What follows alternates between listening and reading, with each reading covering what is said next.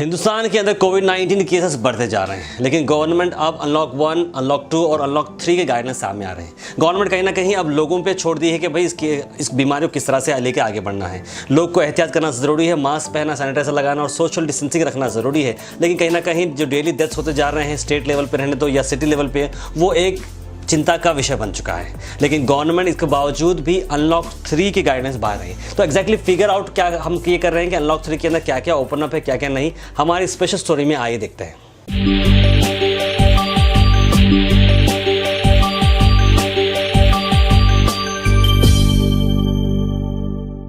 Unlock 3 के अंदर ऐसे कोई मेजर चेंजेस नहीं नज़र आ रहे हैं, लेकिन दो चीज़ों को अनुमति दी गई है अनलॉक 3 के मॉडल जो कि पिछले कई दिनों से जो बंद किए जा रहे थे। वो है ख़ास योगा इंस्टीट्यूशंस और जिम्नाजियम्स, यानी कि जिम्स को ओपन अप होने की अनुमति दी गई थी। कई सारे दिनों से, कई सारे महीनों से इनफैक्ट जिम्स और योगा इंस्टीट्यूट्स को जो है बंद रखने का फैसला किया जा रहा था, लेकिन अब उन्हें ओपन अप करने का फैसला दिया गया है। 5 अगस्त से ये ओपन अप हो सकते हैं, लेकिन स्टैंडर्ड ऑपरेटिंग प्रोसीजर यानी SOPs जो ministry of health and family welfare जो देने वाली है उसको फॉलो करते हुए इनको ओपन अप करना है। तो ये एक बात तय है।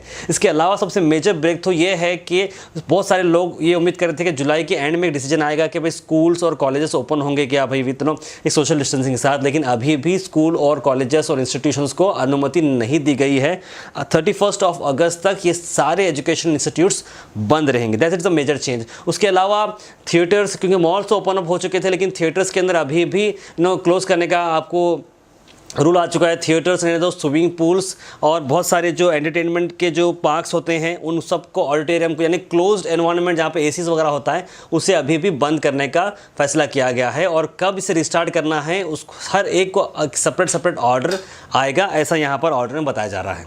इंटरनेशनल एयर ट्रैवल जो है अभी भी इंटरनेशनल एयर ट्रैवल को क्लोज किया गया है। सिर्फ जो वंदे भारत मिशन चल रहा है, जो कि रेस्क्यू ऑपरेशन चल रहा है, वो चलता रहेगा। मेट्रो रेल बंद रहेगी और जितने सोशल, पॉलिटिकल या रिलीजियस गैदरिंग जो बड़े बड़े होने वाले हैं वो उस पर अभी भी क्लोज किया गया है, कोई अनुमति उस पर नहीं दी गई है। अब रही बात 15 अगस्त आ रहा है इंडिपेंडेंस डे, तो इंडिपेंडेंस डे के अंदर अनुमति आ चुकी है कि इंडिपेंडेंस डे आप सेलिब्रेट कर सकते हैं, डिस्ट्रिक्ट लेवल पर रहने दो या तालुका लेवल पर रहने दो या स्टेट लेवल पे। स्ट्रिक्ट सोशल डिस्टेंसिंग और SOPs को फॉलो करते हुए आपको इंडिपेंडेंस डे सेलिब्रेट करना है। उसके बाद तो बाकी के चीज़ें तो सेम है। लॉकडाउन जो कंटेनमेंट जोन में है वो 31 अगस्त तक कंटिन्यू रहेगा। एसेंशियल चीज़ें अवेलेबल रहेंगी कंटेनमेंट जोन के अंदर, और बाकी का ऑर्डर ऐसा कोई कुछ नया नहीं है। लेकिन याद रखिए इंटर स्टेट और इंट्रा स्टेट मूवमेंट आप कर सकते हैं, यानी कि महाराष्ट्र से आप कर्नाटक से इधर उधर जा सकते हैं। जो भी होम क्वारंटाइन रूल्स वगैरह हैं वो लागू रहेंगे, लेकिन आपको मूवमेंट करने के लिए कोई पाबंदी नहीं रहेगी। तो ये एक बात क्लियरली फिर से आ चुकी है। इसके अंदर आपको कोई पास वगैरह की जरूरत नहीं रहेगी, लेकिन आपको रजिस्ट्रेशन करना है। कर्नाटक के अंदर आना हो तो अभी भी आपको सेवा सिंधु की जो वेबसाइट है उस पर आपको रजिस्टर करना होगा अगर आपको कर्नाटक में एंटर करना है। ये एक सेल्फ डिक्लेरेशन फॉर्म है, इसको परमिशन की जरूरत नहीं पड़ती है, ये एक डिक्लेरेशन है। उसके अलावा आरोग्य सेतु ऐप आपको यूज़ करना है और 60 साल के ऊपर जो लोग हैं उन्हें बाहर नहीं फिरना है। 10 साल के जो बच्चे हैं उन्हें भी बाहर नहीं फिरना है। प्रिकॉशंस लेना है, मास्क पहनो, सैनिटाइजर लगाओ, ग्लव्स पहनो, जितनी आपने एहतियात करना है एहतियात करो। बहरहाल ये बाकी की सारी चीज़ें तो लगी हुई हैं, लेकिन क्या लोग इसे फॉलो कर रहे हैं या नहीं कर रहे हैं। अगर आप हम कर्नाटक की बात करें तो एक्टिव केसेस के अंदर कर्नाटक नंबर 2 है हिंदुस्तान के अंदर, महाराष्ट्र के बिल्कुल नीचे। तो हमारा मानना ये है और हमारा सवाल भी ये है कि क्या गवर्नमेंट की लापरवाही हो रही है या लोगों की लापरवाही है कि केसेस इतने बढ़ते क्यों जा रहे हैं। एक हैरत की बात यह है कि गुलबर्गा शहर की हम बात करें तो एक्टिव केसेस के साथ साथ जो नंबर ऑफ केसेस बढ़ते जा रहे हैं वो काफ़ी अलर्मिंग है। पिछले 2 दिन पहले 631 केसेस आए थे, जो कि अब तक का बहुत ही बड़ा नंबर था। उसके बाद भी 200 का नंबर आया और आज भी 180 प्लस का एक नंबर आ रहा है, यानी कि केसेस बढ़ते जा रहे हैं। इसको मद्देनजर रखते हुए ये बात तो तय है कि ऐसा कोई भी एरिया नहीं छूटा है जहां पर कोई ना कोई कोरोना वायरस कोविड-19 से जूझ रहा होगा, यानी कि सारे शहर के अंदर ये बीमारी है। अब एक ही चीज़ आप सबको करना है, हम सबको ये करना है कि एहतियात करना। देखिए अब हम ये नहीं बोलेंगे स्टे होम स्टे से, बोलना भी अब ये मूवमेंट पे गलत रहेगा। अब अपनी इम्यूनिटी को बढ़ाना है और अपने आप को स्ट्रांग रखना है और इस बीमारी के साथ रहना है, बीमारी को फाइट करते हुए। एक और चीज़ अनलॉक 3 के अंदर आ चुकी है, वो है नाइट कर्फ्यू का हट जाना। जैसे कि आप सब जानते हैं कि पहले नाइट कर्फ्यू थी 10 o'clock से लेकर 5 o'clock तक या 9 o'clock से लेकर 5 o'clock depending upon the states, लेकिन अब वो सारी चीज़ हटाई गई, यानी नाइट रिस्ट्रिक्शन अब हट चुका है।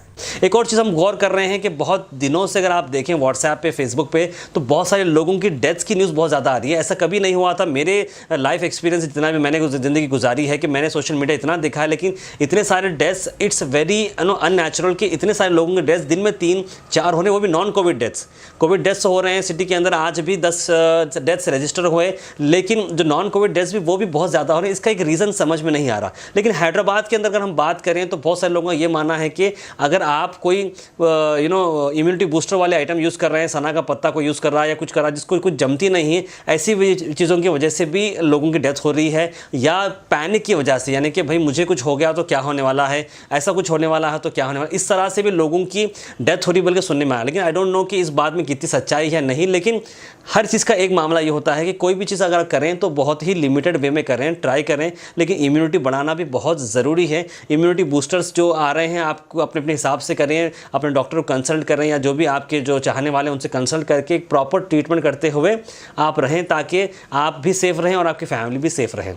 तो ये थी हमारी स्पेशल स्टोरी जहाँ पर हम बात कर रहे थे अनलॉक 3 के बारे में। एक और वीडियो हम बना रहे हैं जहाँ पर कोविड-19 की जो वैक्सीन है अब कौन से स्टेज में है, ऑक्सफोर्ड यूनिवर्सिटी के साथ जो क्लब होकर जो मामला चल रहा है वो फिलहाल सबसे आगे चल रही है। इसके लिए हम एक स्पेशल एपिसोड बना रहे हैं कोविड-19 की वैक्सीन के रिलेटेड।